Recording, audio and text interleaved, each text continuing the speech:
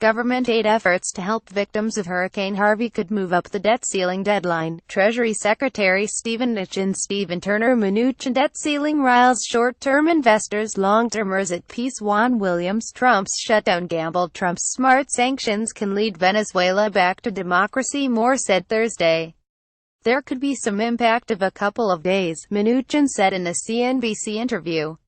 The U.S. Treasury technically hit the debt ceiling in March and has been using loopholes it calls extraordinary measures to continue borrowing in order to pay its bills since then.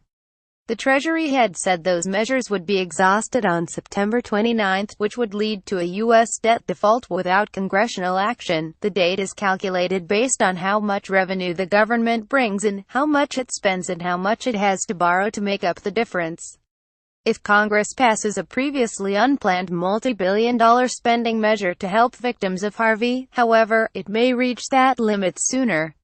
Those few days could add significant pressure to Congress, which only has 12 legislative days planned in the month of September, and faces several crucial deadlines.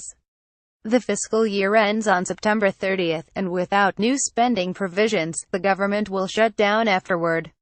Congressional leaders have increasingly been leaning toward passing a 3-month stopgap measure to continue current spending levels for the first 3 months of the new fiscal year, and raising the debt ceiling in the same bill. If the debt deadline moves up just 4 days, for example, it could significantly narrow the window Congress has to pass the legislation when it returns from its August recess on September 5.